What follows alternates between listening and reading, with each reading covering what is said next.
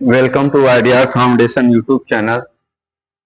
तो आज हम लोग देखने वाले हैं chapter number 4 Libre Office Calc के टॉप 50 क्वेश्चन। अब हम लोग 50 क्वेश्चन क्यों देख रहे हैं कि हर चैप्टर के तो 30 क्वेश्चन होते हैं, तो ये बहुत ही इंपोर्टेंट क्वेश्चन है।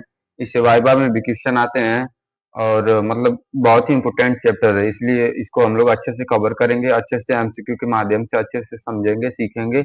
और आप लोग देखिएगा कि प्रत्येक हर 10-10 में आप लोग कितना का आंसर दे रहे हैं कि पहले 10 क्वेश्चन में आपका कितना सही है, दूसरे 10 क्वेश्चन में आपका कितना सही है, तीसरे 10 क्वेश्चन में आपका कितना सही है। तो ऐसे आप लोग को ध्यान रखना है और देखते चलना है, ठीक है। तो चलिए आज हम लोग स्टार्ट करते हैं chapter number 4 Libre Office Calc का एमसीक्यू क्वेश्चन, जो ट्रिपल सी और ओ लेवल दोनों के लिए बहुत ही इंपोर्टेंट है। अगर आप किसी गवर्नमेंट एग्जाम की तैयारी करते हैं जिसमें कंप्यूटर से रिलेटेड पूछा जाता है, तो ये चैप्टर उनके लिए भी है, क्योंकि ये एमएस एक्सेल से रिलेटेड चैप्टर है।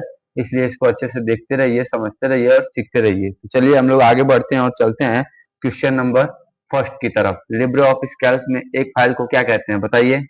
लिब्रे ऑफिस कैल्क में एक फाइल को क्या कहते हैं।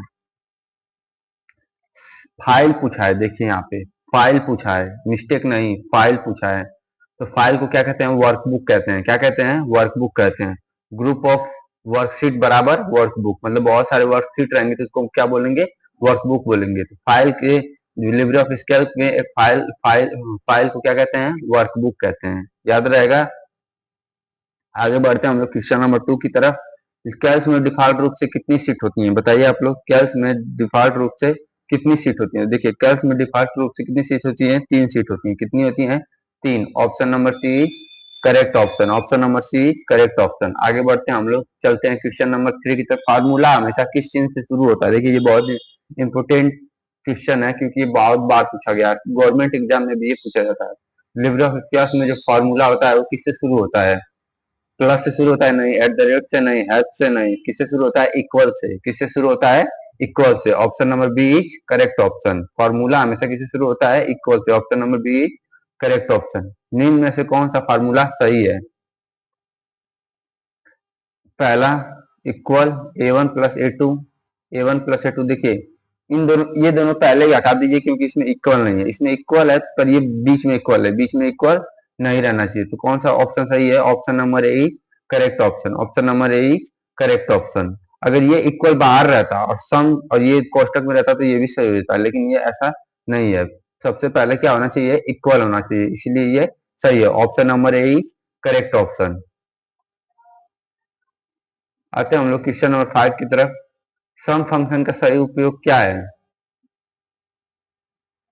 जो सम फंक्शन है उसका सही उपयोग क्या है, बताइए। मैं आपको क्या बताया था, सम फंक्शन का सही उपयोग बताइए। देखिए इक्वल सम A1 कोलन और A5।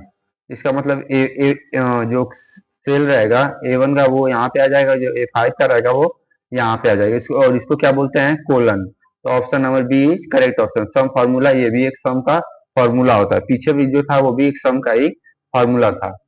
आते हैं हम लोग क्वेश्चन नंबर 6 की तरफ। इसका option number B correct option.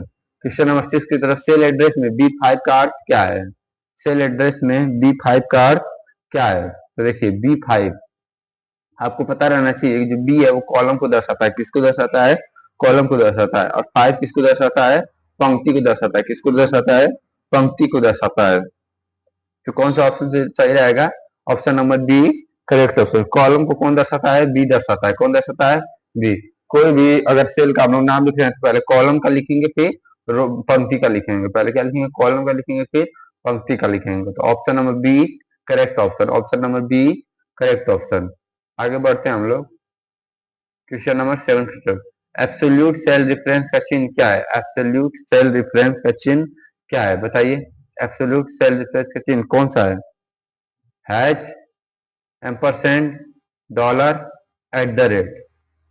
इसको एंड भी बोलते हैं, क्या बोलते हैं, एंड भी बोलते हैं।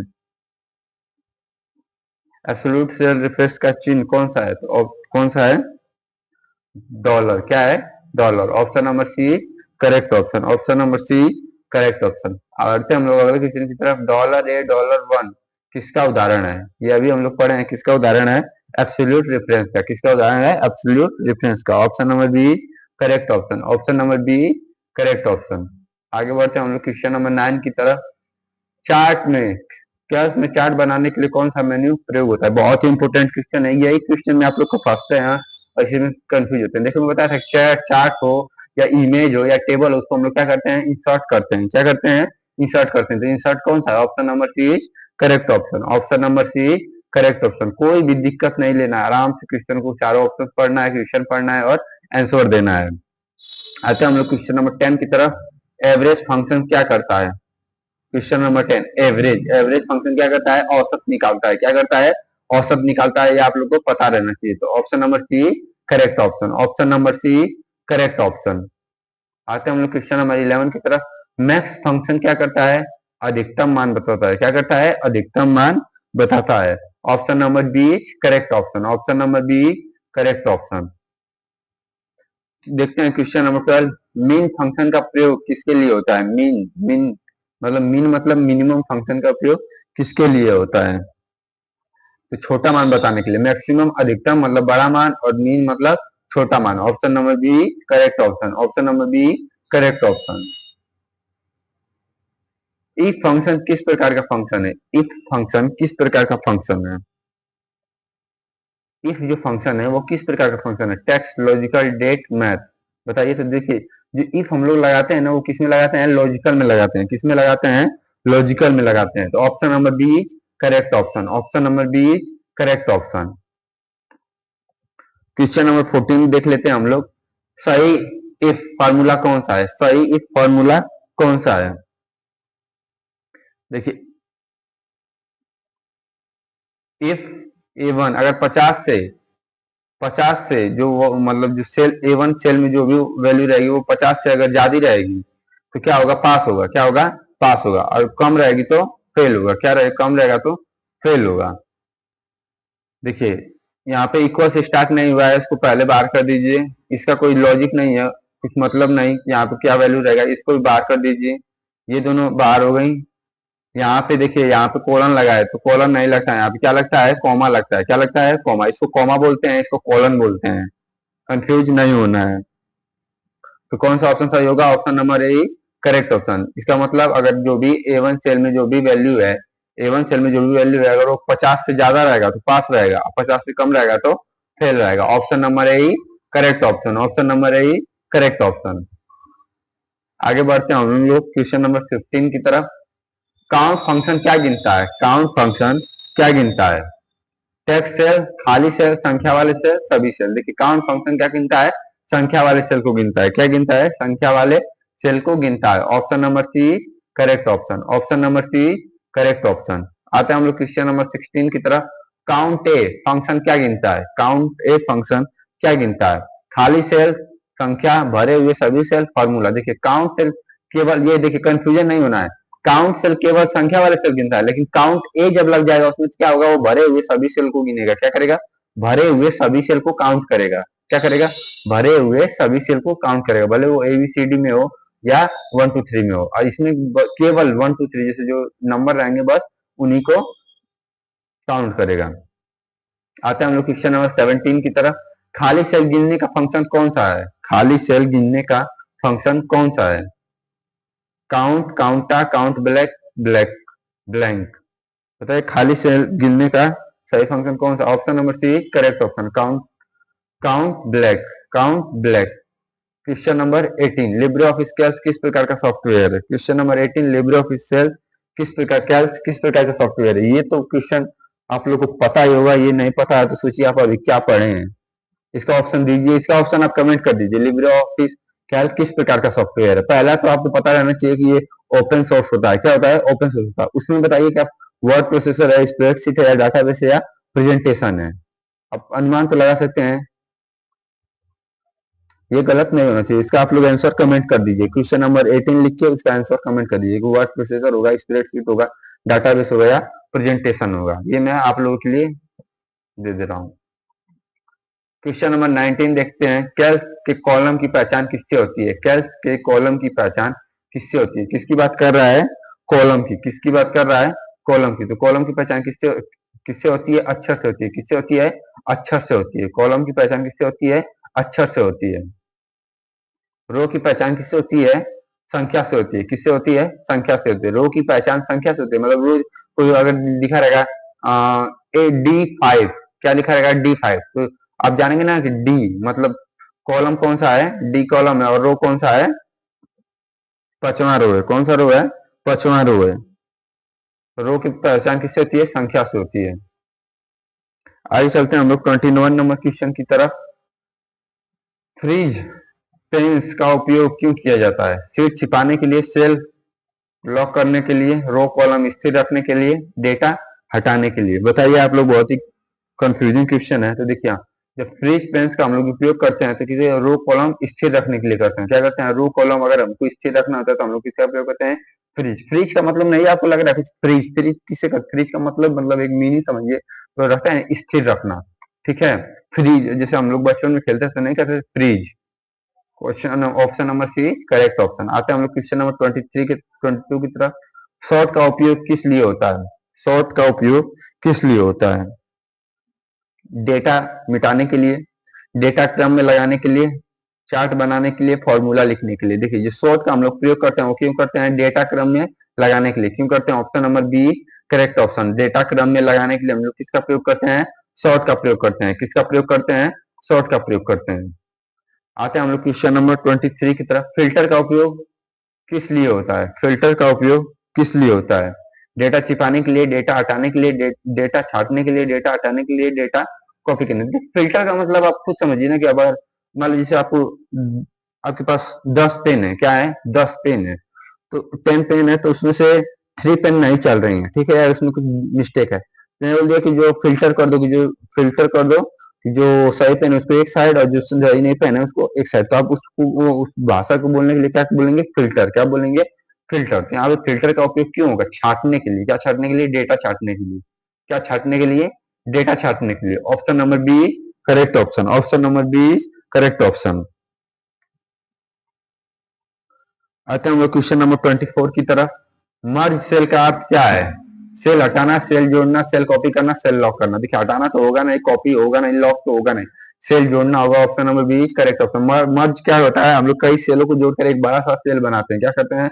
कई सेलों को जोड़कर एक बड़ा सा सेल बनाते हैं, उसको क्या बोलते हैं? मर्ज करना। क्या बोलते हैं? मर्ज करना। Option number 24 correct option. Option number 24 correct option. आते हैं हम लोग 25 नंबर क्वेश्चन की तरफ।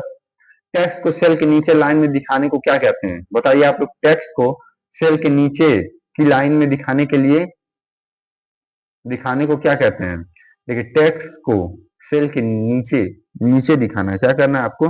नीचे दिखाना है। तो आप क्या कहेंगे? रैप टेक्स्ट करेंगे। क्या कहेंगे? Wrap text. रैप टेक्स्ट मतलब कि एक्सेल में कुछ ज्यादा बड़ी चीज उसको लिखना भी है तो उसको हम लोग किसमें लिखकर क्या कर सकते हैं? रैप कर सकते हैं। Option number B correct option. Option number B correct option. आते हैं हम लोग क्वेश्चन नंबर 24 की तरफ। टुडे क्या दिखाता है? बहुत ही इंपोर्टेंट है, बहुत ही इंपोर्टेंट है। मतलब आप मान लीजिए डेट और टाइम से एक साथ लगभग क्वेश्चन आता ही है। डेट दे देगा, डेट टाइम दे देगा। टुडे क्या दिखाता है?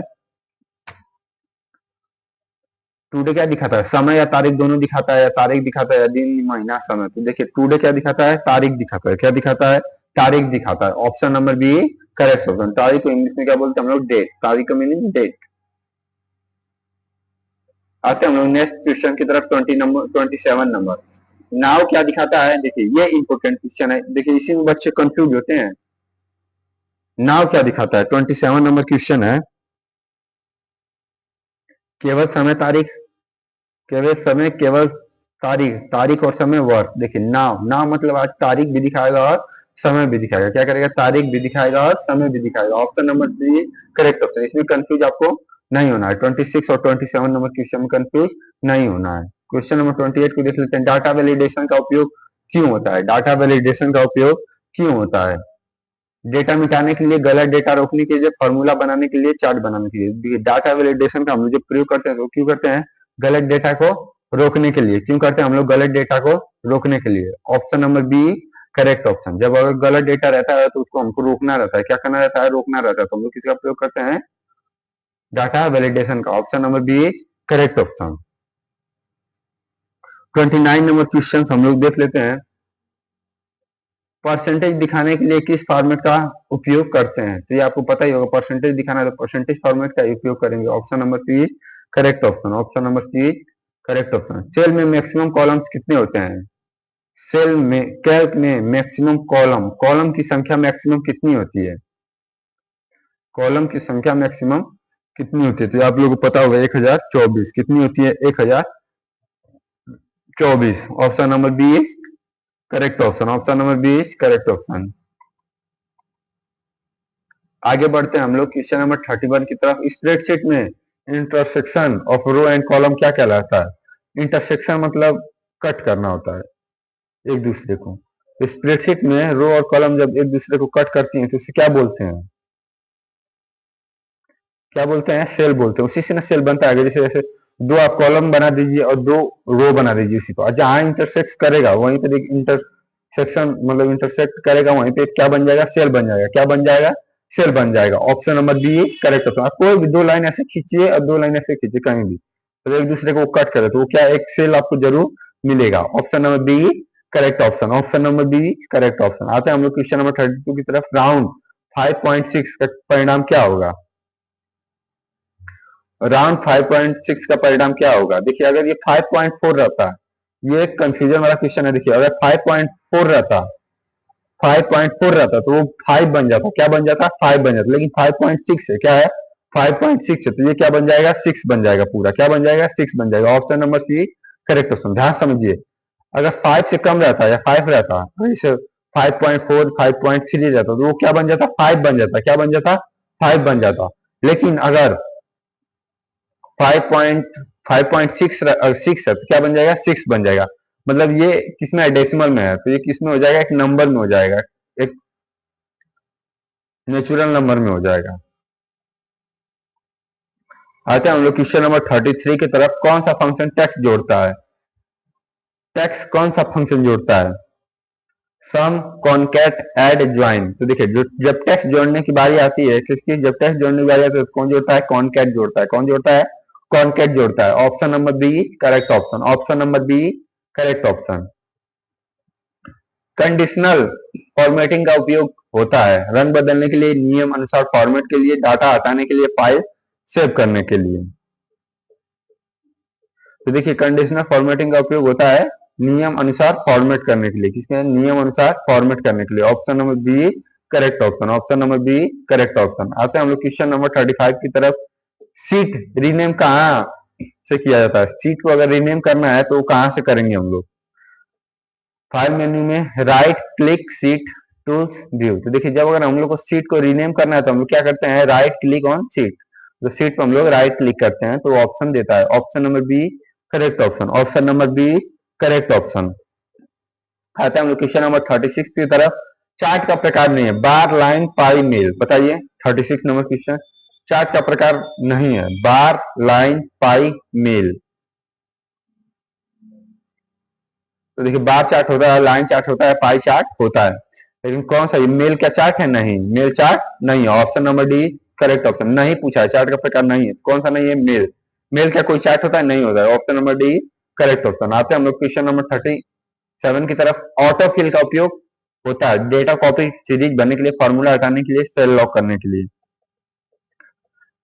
ऑटो फिल का उपयोग क्यों होगा? डेटा कॉपी करने के लिए। कॉपी तो यहाँ कोई कॉपी की बात ही नहीं हो रही है, भरने की बात हो रही है। आपको लिखा तो फिल, फिल इसका होता है भरना, तो भरना किसमें है? Option number B correct option. Series भरने के लिए हम किसका प्रयोग करते हैं? ऑटो फिल का प्रयोग करते हैं। किसका प्रयोग करते हैं? ऑटो फिल का प्रयोग करते हैं। आगे बढ़ते हैं हम लोग क्वेश्चन नंबर 38 की तरफ।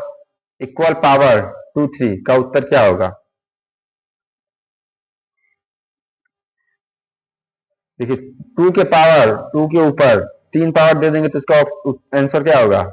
मतलब 2 को 3 बार गुणा करना है तो 2 टू जा 4, 4 टू जा 8। Option number B correct option. मतलब 2 की पावर 2 के ऊपर 3, जैसे क्यूब होता है ना, मान लीजिए जैसे ये इसका मतलब क्या है? 2 का क्यूब, 2 का क्यूब कितना होगा? 2 इंटू 2 इंटू 2, 2 टू जा 4, 4 टू जा 8। Option number B is correct option. आते हम लोग नेक्स्ट क्वेश्चन की तरफ 39। सीट प्रोटेक्ट का उपयोग होता है। सीट प्रोटेक्ट का उपयोग क्यों होता है? 39 क्वेश्चन है, बहुत ही इंपोर्टेंट है। सीट प्रोटेक्ट का उपयोग क्यों होता है? सीट प्रोटेक्ट का उपयोग, प्रोटेक्ट मतलब प्रोटेक्ट मतलब सिक्योर करना, डेटा लॉक, क्या होगा data lock. Option number B correct option, option number B correct option. आते हैं हम लोग क्वेश्चन नंबर 40 की तरफ। वी लुकअप किसके किसके लिए प्रयोग किया होता है? वी लुकअप किसके लिए प्रयोग होता है? Question number 40। जोड़ के लिए, खोज के लिए, घटाव के लिए, छाटना के लिए। देखिए वी लुकअप का जब हम लोग, एक होता है यू लुकअप, एक होता है वी लुकअप। तो V lookup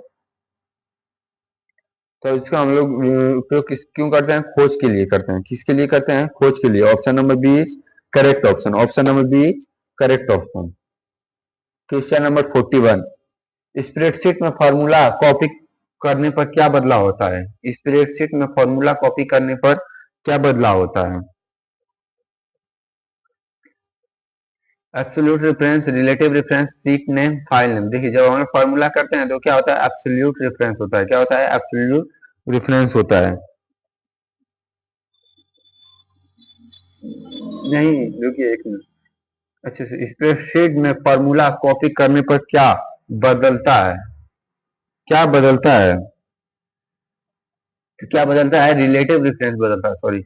option number B is correct option, option number B is correct option. देखिए जब हम लोग स्प्रेडशीट में फॉर्मूला कॉपी करते हैं तो क्या बदलता है? रिलेटिव रेफरेंस बदल जाता है। क्या होता है? रिलेटिव रेफरेंस बदल जाता है। Option number B is correct option. आते हैं हम लोग क्वेश्चन नंबर 42 की तरफ।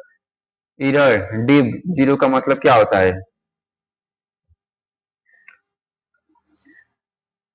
बताइए, बहुत ही अच्छा क्वेश्चन है। देखिए इसमें जब हम लोग लिब्रे ऑफिस में अगर हम लोग किसी भी संख्या को जीरो से डिवाइड करते हैं, क्या होते हैं? जीरो से डिवाइड करते हैं तो वहां पे क्या आता है पता है? ऐसा एरर डिव ऐसा आ जाता है, has div slash zero exclamation ऐसा आ जाता है। तो ये क्यों आता है? तो ये लिखा होगा तो आप जो है कोई भी संख्या उसको हम लोग क्या किए हैं? शून्य से भाग किए हैं। क्या किए हैं? शून्य से भाग किए हैं, मतलब जीरो से भाग किए हैं। Option number B correct option, option number B correct option. आते हैं हम क्वेश्चन नंबर 43 की तरफ। कौन सा एरर गलत सेल रेफरेंस बताता है? कौन सा एरर गलत सेल रेफरेंस बताता है? देखिए यहाँ पे क्या लिखा है? Reference cell. तो रेफरेंस सेल कौन गलत बताता है? Hash ref exclamation. Option number A is correct option, option number A correct option. बढ़ते हैं हम लोग आगे क्वेश्चन की तरफ। Question number 44। कैल्क में मार्को का उपयोग होता है? कैल्क में मार्को का उपयोग क्यों होता है? Design, automation, data entry, chart. Question number 44 बहुत ही इंपॉर्टेंट क्वेश्चन है। तो देखिए जब हम मार्को का उपयोग करते हैं तो क्यों करते हैं? ऑटोमेशन के लिए करते हैं। क्यों करते हैं? ऑटोमेशन के लिए। Option number B correct option, option number B correct option. आते हैं हम लोग क्वेश्चन नंबर 45 की तरफ। लैन, इसमें लैन का मतलब, लैन देखते हैं आप लोग समझ लीजिए कि यहाँ पर किसकी बात हो रही है? लेंथ की बात हो रही है। लेंथ कैल्स का परिणाम। इसको आप लोग, अगर आपके पास कंप्यूटर होगा या लैपटॉप होगा तो आप लोग इसको मतलब टाइप करिएगा और देखिएगा कि परिणाम मतलब आउटपुट क्या मिल रहा है। लेंथ, जब हम लोग लेंथ कैल्स का लेंथ देखते हैं तो क्या आता है? Option number B correct option 4। Question number 46 को देख लेते हैं। अपर, अपर क्या क्या करेगा? अपर देखिए, देखिए केस दो प्रकार के होता है, upper case lower case. Upper case क्या करेगा ना? कैपिटल, सब कुछ कैपिटल लेटर में कर देगा। क्या कर देगा? कैपिटल लेटर में कर देगा। जैसे यहाँ पे देखिए इसमें से क्या सब कुछ कैपिटल लेटर में? Option number C correct option. यहाँ पे जो क्या लिखा हुआ है क्या है? कैपिटल लेटर में। Option number C correct option, option number C correct option.